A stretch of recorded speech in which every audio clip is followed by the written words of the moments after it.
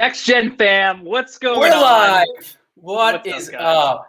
We haven't even been here for 1 minute, and the crypto gang is here. They have arrived. Paul, we see you in the comments. Shout out. People are pumped for this interview that we got today. We have a lot of folks who are tuning in. Huge thanks to so many folks who have introduced us to the Draper network for so long. Huge shout out to Ali Felix, the OG, making it happen back in the day. Shout out to Azra. Shout out to Katie. Draper fam, we see you. What's going on, y'all? Next Gen audience, we got to talk to you for a second, because this interview, it wasn't supposed to be live. We were pumped. We were going to have Tim backstage, have Momentum Audio, great podcast. Then we had an outpouring of people who said, no, we need it live. We got to pick Tim's brain right here, right now. We can't ever lie to our family. So we made it happen, and that's what we're here to do today. I'm pumped up. Me too, man. They literally are saying they're watching it. Paul is watching it on 5 platforms right now. They are so pumped. We got folks from the crypto world, the tech world, the investing world who are super interested. Thank you, Next Gen fam, for tuning in. We really appreciate it. So let us know your questions as they're coming on. Drop them in the comments so we can make sure that we get to them. And without, anyone else we got to shout out? Anything else they got to do, or should we rock it? Thank you so much to Tim's incredible team for making this happen. Karen, we see you. We know you're watching. Huge thank you for making this happen. Grateful for you, Karen.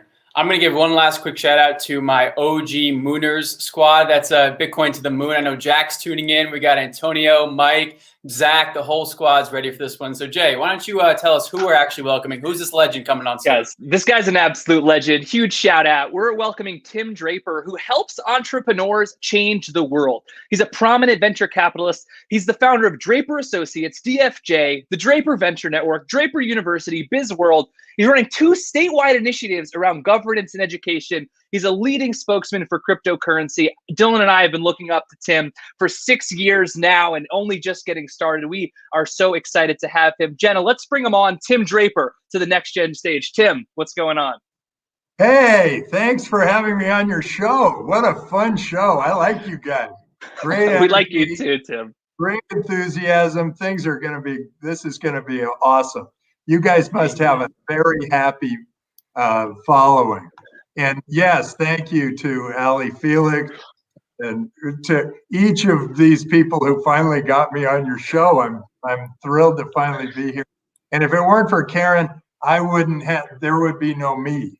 So Karen is really the one the power behind the whole thing here. Well, now we know who we're reaching out to. Whatever this thing, yeah. Tim, we appreciate you so much. Let's dive right in, because we've got some special guests who are out here. They're ready for you. They're reaching out about everything in the cryptocurrency world. So I want to pose a question to you, Tim. Right now, roughly, give or take, Bitcoin market cap about 700 billion, roughly. The best guess at gold puts it somewhere between 10 and 11 trillion dollars. 15 years from now, Tim, what is the higher market cap and why? Oh, well, no question, it's Bitcoin. But why would you want the currency of the past? In fact, even fiat is sort of the currency of the past. People ask me, well, when are you going to sell your Bitcoin? And I look and I go, into what? Why would I ever sell the currency of the future for the currency of the past? Why do I want currency that is controlled by political forces and they can print it whenever they want and whatever, when I can have Bitcoin that is, we know there are only 21 million of them, and they are global and open and transparent and decentralized so that they're not tied to any one government entity. Hey, this is the way to go. And gold is like, what? That's like 2 generations back. And there are like 90 trillion. Well, now the U.S. printed about 10 trillion more. There are $100 trillion out there. And you talked about gold, that, hey, is it going to be bigger than gold? It's going to be bigger than currencies, than the current currencies out there. Because, hey, you can do more with it. We're going to have a much more wealthy planet because of it. Because something interesting happens when you have a currency that's more liquid than the one before. When we moved from shells to gold, for instance, or gold to the promise of gold, or the promise of gold to the promise of a government, now we have a currency that's tied to an incredible network of all of these miners in this incredible system that this genius came up with, and he doesn't even come out and take credit for it, which is probably wise, by the way. If he came out and took credit for it, I think that they'd all be on him. But we have a new currency. Every time you start a new currency that's more liquid, you create more wealth in a society. I'll give you the best example of liquidity, and here's what it is. If I have a house and you guys have a farm, and we don't trade, and there's nobody else in this system, we don't trade, I die of starvation and you die of exposure. So we have to trade. And then as we add more and more people into our system, we become wealthier. Everybody does better. And as we went from being tribal to global, where we used to be like tribal, where it was like geographic borders really mattered, to now where we're global, we're taking sort of an anthropological leap. At the same time, we're taking a currency leap. We're now global. Well, all those people, all 8 billion of us, are in some way helping each other have a better life.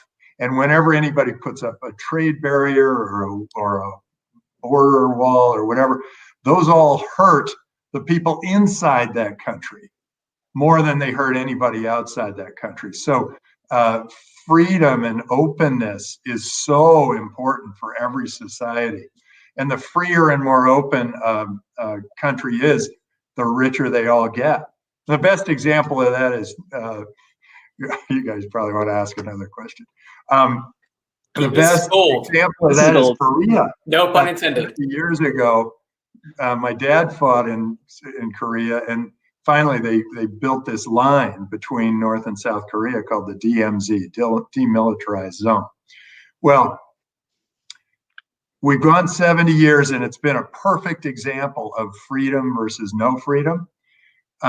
North Korea is a socialist dictatorship, everything's controlled by government.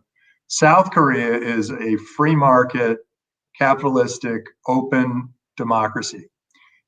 Okay, what's happened? The average South Korean is now more than 400 times richer than the average North Korean. But here's the real killer. The average South Korean is now 4 inches taller than the average North Korean. And the average North Korean, like, they have to, I don't know if you've read these books, but it's like, yes, we had to count out 28 kernels of corn for our lunch. And that was the lunch the government gave us, meaning, we sent it all up to the government, and then it all kind of came back, and all we got back were 28 kernels of corn. The freedom around the planet and that open free market makes all of us better off. All of us. In fact, every time I talk to somebody, it doesn't matter who they are, I always connect how they've actually helped my life. And it's really interesting that anyone who's out there working is in some way helping your life. Love that. Tim, your passion about cryptocurrency and the movement that is clearly happening all across the world is so obvious, and so many who are watching us live here are so excited and galvanized by the passion that you bring. And it reminds me of a quote that you have said here, which is that revolutions that are started by entrepreneurs. When you're talking about what you're looking for in an entrepreneur, you talk about that burning ember poised to erupt and disrupt and get moving. Can you take us back at the beginning of your professional journey? When did you start realizing that it was what entrepreneurs are doing, or they're starting these revolutions? Are there stories that you can remember from the early parts of your career that you really felt like you were part of or started that revolution? Yeah, clearly it was Hotmail, because what happened there was the founders came to me and they said, "It's up." And I said, "What's up?" And they said, "Well, you can now do free web-based email." And I said, "Well, that's great. How are you going to tell the world? How are you going to make money first? And then how are you going to tell the world about it?" And they said, "Well, we need TV ads and billboards and whatever." And I said, you've got enough money for a nanosecond on TV and a postage stamp on a billboard for a minute and a half. And you need a better marketing plan. And I said, what if you just put a message at the bottom of everybody's screen when they send an email, it says, and make it pervasive.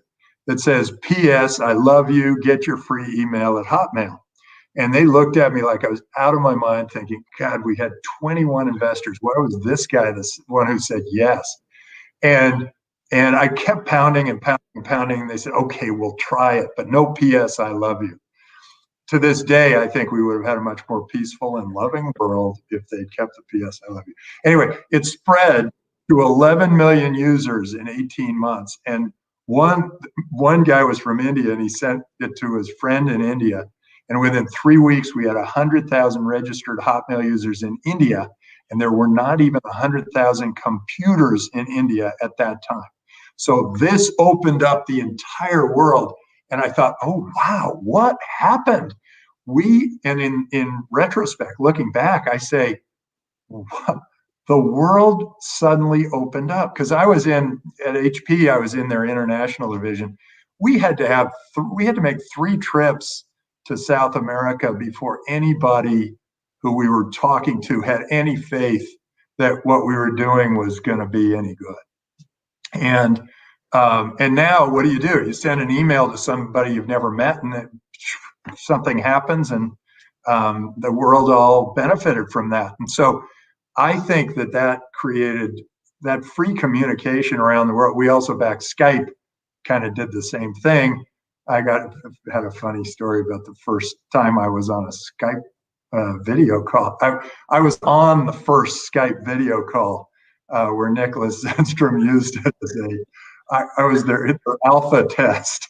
Wow. And they had to be in 2 places at once, and they got me. They didn't even tell me they were using their own equipment for the video call. I thought it was one of these big, heavy, expensive machines. And when they were finished, I said, wow, that was great. Apparently they heard us perfectly. They saw us perfectly.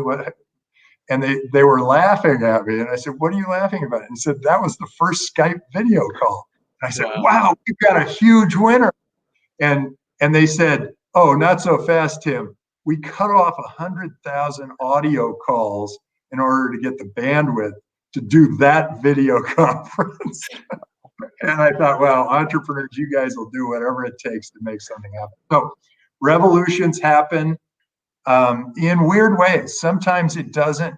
Sometimes there are people who some people are revolutionaries from the word go, and this is what we're going to do, and pound, pound, pound, pound. And sometimes they're actually even successful at it. But sometimes it's by mistake, or an engineer comes up with some cool thing and they go, hey, this is cool. You want to try it?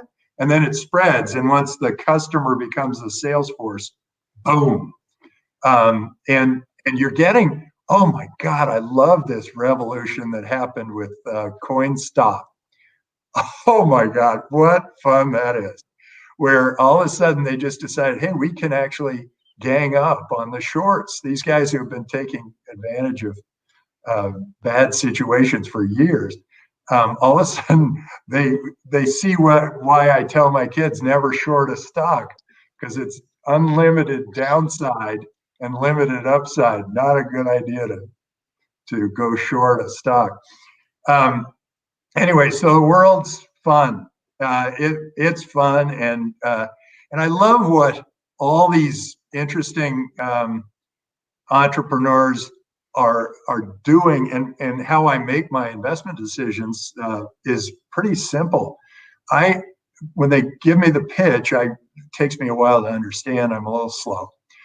And then I say, what's the world going to look like when this guy succeeds or this girl succeeds? How does it look out there in 15 years? What's the world going to look like? And if I like what that world looks like, then I'm all in. I love that. Tim, unbelievable. Look, the comments are going off. Tim is dropping, not only is he solving world peace by putting an email sign off, but he's giving you the playbook as an entrepreneur, how to market. And what you just said at the end there, Tim, I think as entrepreneurs, as young people getting started, we think of all that can go wrong, everything that could be screwed up or a failure here and there. We don't think about what happens when we win. So I want to ask you, Tim, on the topic of marketing, today's viral marketing, how can young entrepreneurs who come to Justin, myself, NextGen all the time, I have $0 in my marketing budget, but I want to run Facebook ads, want to be on Instagram. What are some of the tips that you see succeeding in today's user-based viral marketing that maybe we could share with our audience? I think if you provide some service or product that one customer really likes, then you can replicate it 2 more times and you got 3 customers. They are the beginning of whatever is going to start. So build it, just delight that first customer and that second customer and that third customer. And then they become your sales force, and then distribution just happens. I think that's the best way to look at it. And from a marketing standpoint, I have found that advertising can be very effective and very helpful. Facebook and Google and Apple always change the rules on you, though, so you have to kind of keep on top of all that. But the other thing is, a great service really sells better than anything else. And then be very bold with your marketing. I think a lot of people are afraid to put their face out there, afraid to put their company out there for fear of being denied or failing or whatever. You're an entrepreneur. You got to fail many times before you make it big. And use the press if you can. And that doesn't mean, hey, look, we invented time travel. Press, write one story about it. Instead, it's create the series of stories so the press always can keep coming back to you of how George went back in time to the 1500s and he discovered that you don't want to smell anything in the 1500s. Then it's like, Alice went back to 1920 and she became a flapper. And that's the story number 2. And then story number 3 is that Sam went to 2055, and it was nothing like Star Trek. It was a very different world, and he comes back and he tells you about it and how everybody's using Bitcoin, and we're all decentralized, and we have one colony on Mars, and it's doing very well. And there's a city on Mars called Elon, and there's that kind of thing. You want that kind of press. It's like a series of press, not one event. So PR is a series. eBay was the most brilliant on that. It was like, hey, I bought a Pez dispenser on eBay. That's a story. Oh, I bought a nuclear power plant on eBay. That's another story. I bought a F-15 on eBay. Here's another story. So each one becomes a great story. So that's my marketing tip: is make the product so good that your customer becomes your sales force, and make and be willing to stand out there and look stupid and make huge mistakes before you get it right.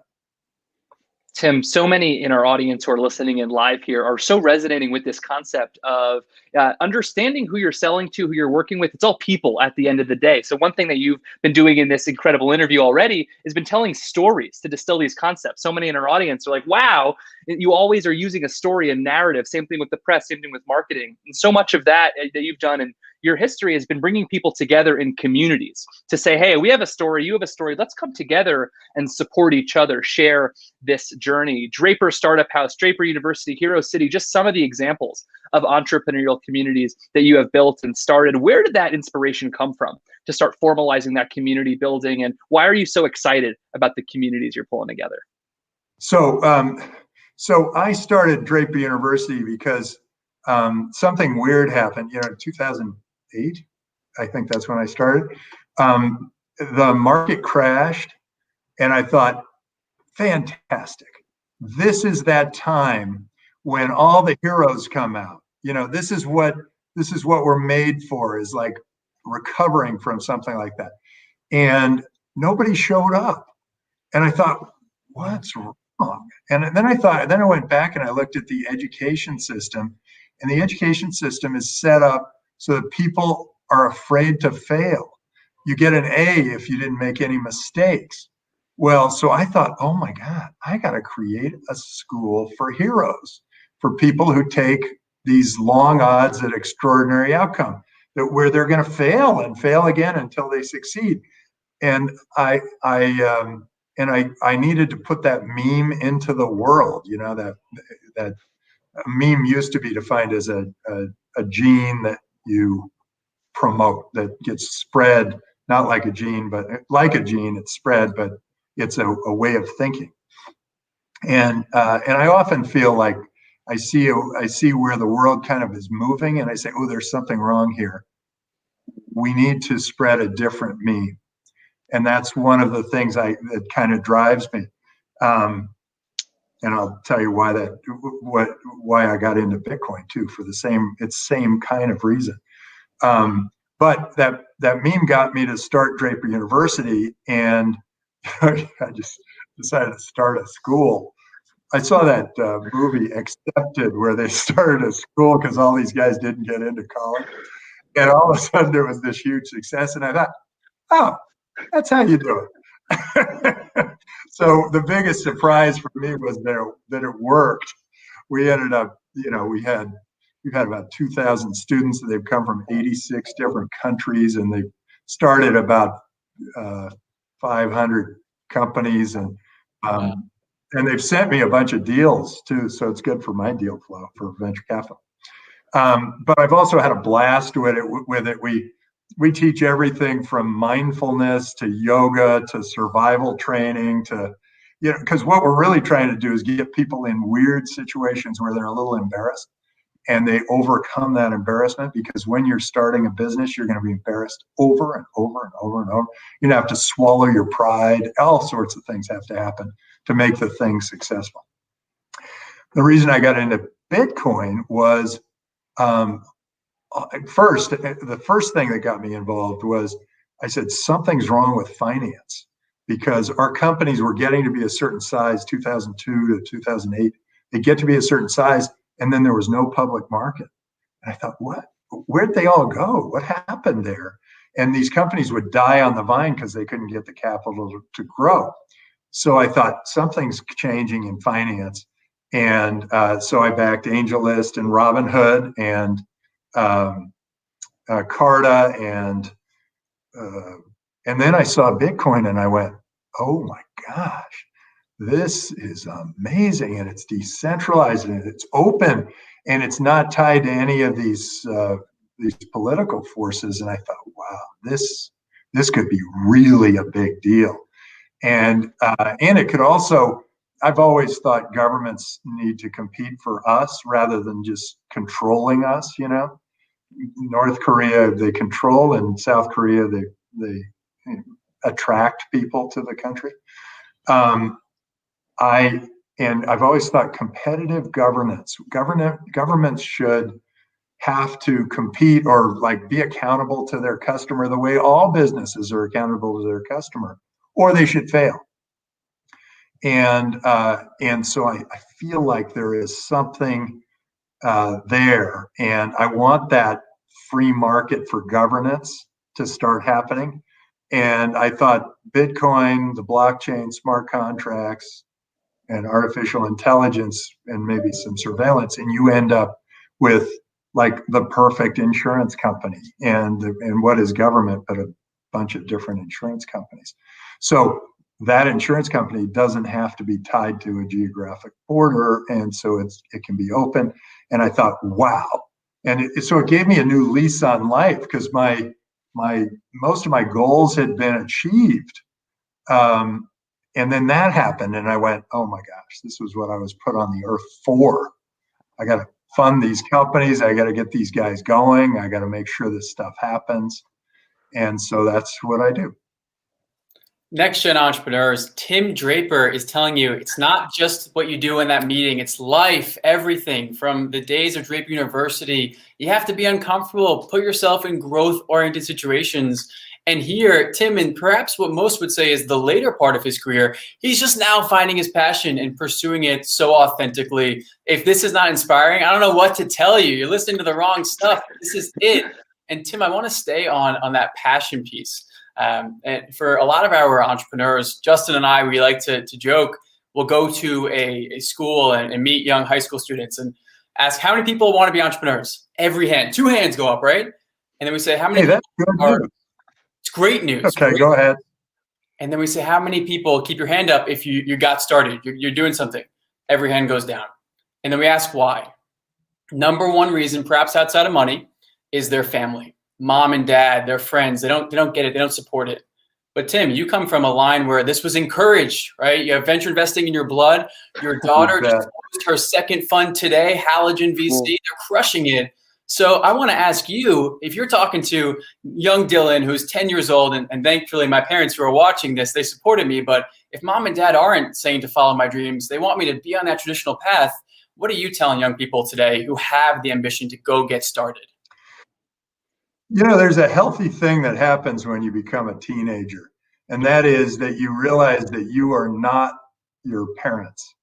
And there's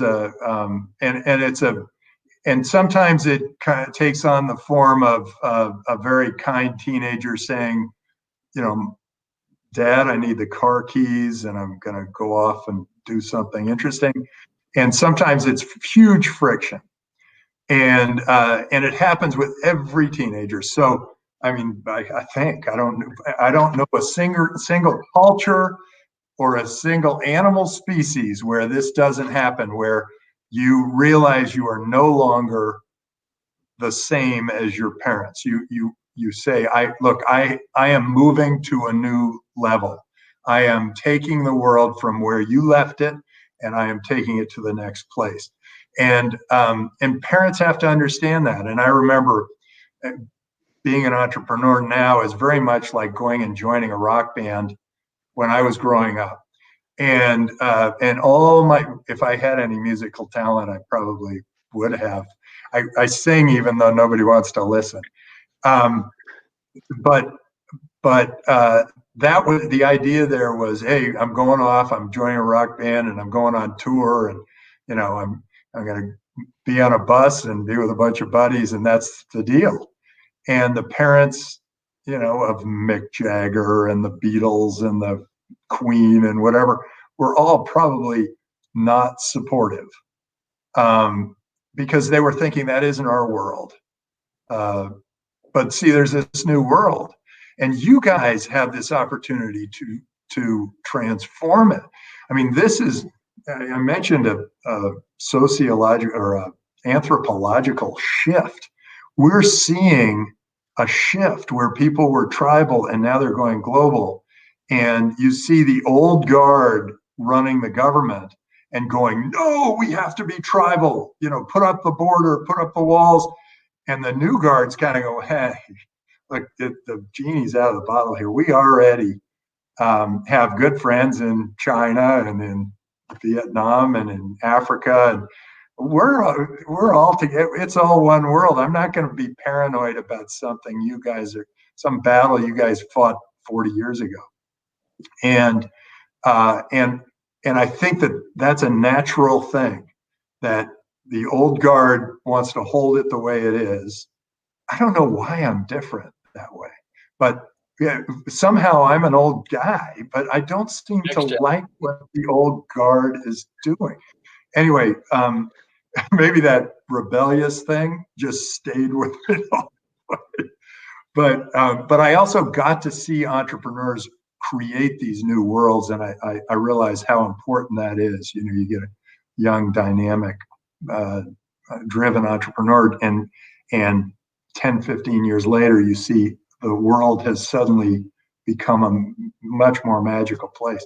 So I think there's the natural thing, and try to, if you're a teenager, try to sit down with your parents and and explain it to them without the emotions going crazy. Because I know, 14, boy, there are a lot of emotions going on in there.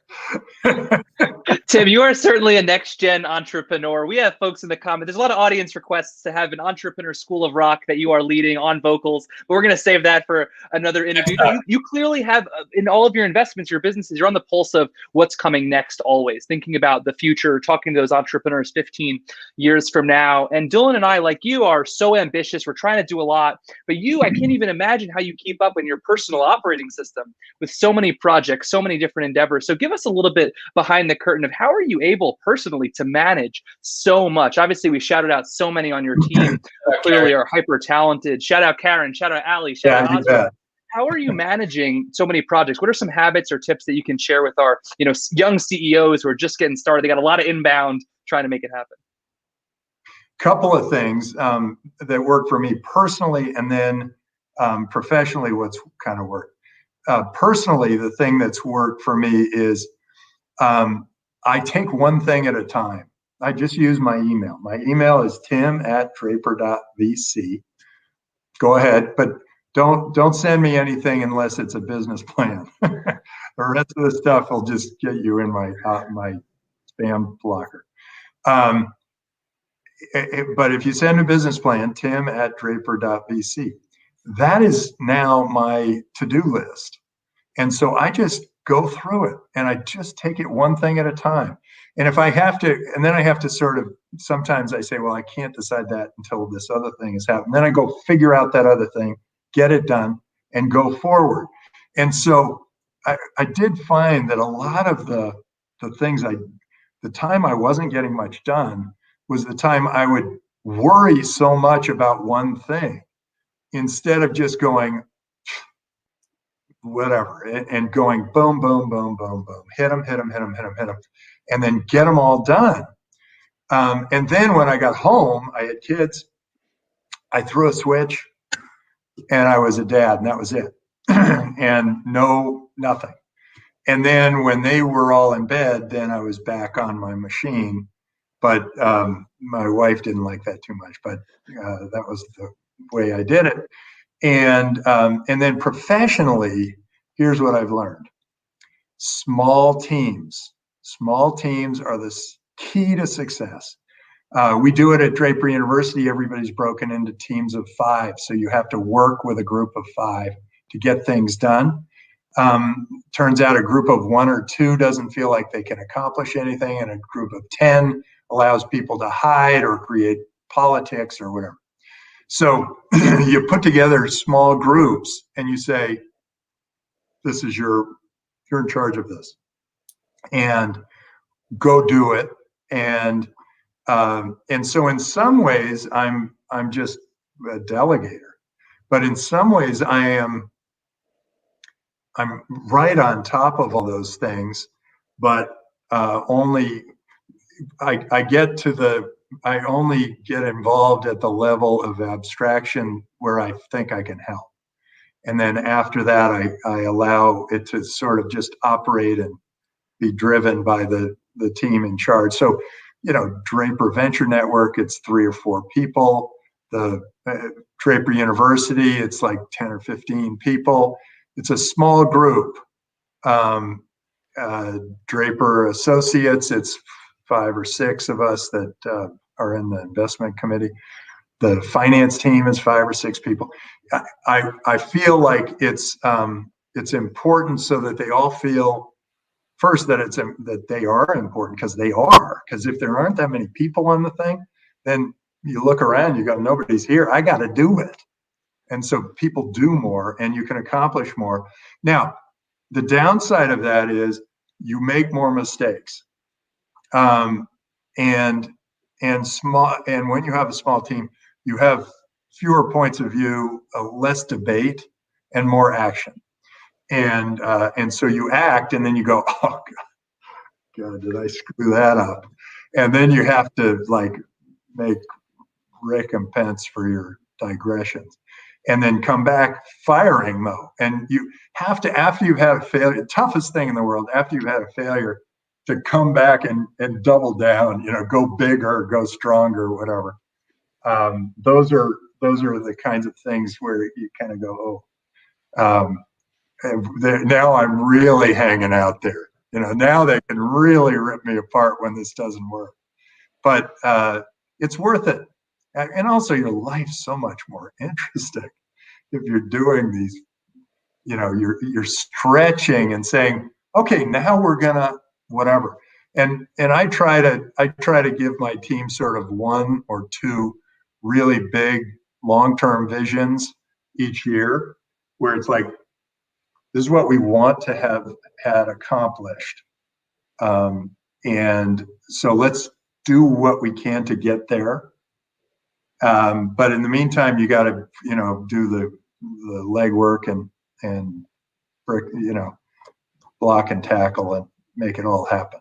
So I guess those are the only things I can really think of where it's small teams, and then you switch from the work hat to the daddy hat or the mommy hat. I think those are two things that will help a lot. Tim is out here telling us entrepreneurs, I know it's a daunting journey. It's tough out there. You're going to get smacked in the face, coronavirus, you name it. It's coming for you. Get back up because it is worth it. The journey is worthwhile. Tim Draper, everybody. I can't believe we're already approaching our time, Tim, but I want to ask you one question before we let you go. Clearly, it's everybody out here knows you are someone who has your pulse on the market, the trends, the future, what's coming next. A little bit of the Oracle vibe I'm getting from you, Tim. But I want to ask you, because you've also picked some great jockeys for those horses that have gone on to be the billion-dollar companies. For the next-gen entrepreneurs who are out there in their early 20s, their 30s, getting started, what are the characteristics, the qualities that they can start curating and building up that you are looking for in your next unicorn investment? Yeah, I think it's build a quiet confidence for where you're headed. So even if you're thinking, God, who knows if this is going to work, believe it. Believe it. And if you believe it, then other people will go, what is that thing you're doing? You're going to Mars? What is that thing? You're going to go, put, electrodes in people's heads? And they'll all kind of go, yeah, it's kind of an interesting project. I'll do something for that. I'll try to join you. And that's how Elon got the best engineers in the world. He just said, we're going to Mars. And then people go, what? He's crazy. And then then the best engineers in the world are going, I got an idea for that guy. I got to go work for him. And that begins to happen. So quiet confidence is the only thing that is the pattern between of the people that I met who made big successes. And sometimes it was a team. It was kind of always nice to have a team of two at least, where one was the techie and one was the business person, and the two of them kind of worked together in kind of a fun way. Maybe the two of you, that's the way it worked. But this, whether it was Robin Lee at Baidu or Nicholas Zenstrom at Skype or the Baidu and the team, Vlad and Baidu at Robinhood, they had this sort of confidence that they were going to get there. And it was enough confidence to overcome all the high school hangups that all the people around them were going to poke them with and say, oh, it's embarrassing or whatever. It kind of gave them that extra little, and I think you can build that quiet confidence, even if the odds of success, even in your mind, are not 100%, not even 50%. They might be 20%. But what you can put into your head is, okay, I've got a 20% chance of completely transforming this industry. That's worth dedicating my life to. I mean, that's a huge opportunity. That's worth dedicating my life to. I am going to do everything in my power, and that is going to give me that quiet confidence, and the people around me will feel it. I don't know if you guys know this, but when I was in college, I would always be out kind of trying to get a date, going after these women. And the only time I had any success was when I was, focused on, I was reading or I was focused on something, and all of a sudden they came to me. It was very different. It was a whole different experience. And it was like, oh, he must be really into something, and there's this natural attraction to somebody who's really into something. And I think that if you can get that inside you, I think the sky's the limit. I think you can do, or there's no limit. I think you can do whatever you want. Next Gen fam, you pick the vision, you pick the mission, you make sure that you believe wholeheartedly, you get the small teams in order, you know you're going to fail, and you keep tackling it. Tim, it was a pleasure to have you on. Thank you so much for all you're doing. And we know this is just the beginning. Even with all that you've done, we know that it's just day one for you. So thanks so much for joining us, Next Gen Momentum Audio, and hopefully not 6 years again until we catch you soon. Oh, no, we got to do this again soon. And thanks for everybody who was listening. That's great. I'll look through the comments soon. Thanks for having me on the show. This is just great. You guys, Tim Draper, y'all, on Next Gen Momentum Audio. You got good energy. Keep this up. You're doing the right thing. We really appreciate it. Next Gen fam, this is Tim Draper, and he's given you his resources. He's given you his email address. He's dropping it live on Momentum Audio. He's telling you business plans only, but hit me up. This is a guy who has so many projects on board, but he's making the time to think about what's next. That 15-year vision, where am I going? I think we're going to have to wrap this interview soon because we got to get to building.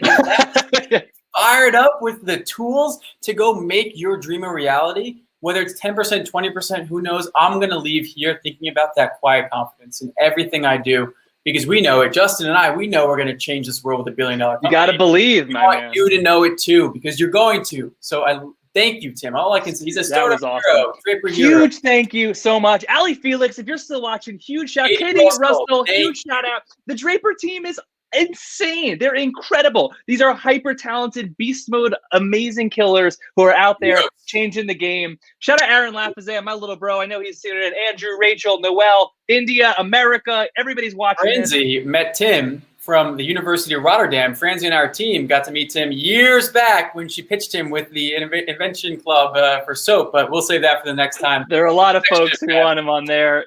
I cannot wait to chop this up. Huge thank you for joining us. Tim, thank you to your team. Incredible team. Shout out Karen for making this all possible. Next Gen fam, we love you. We hope to see you back. Let's keep doing our thing. Dylan, Justin,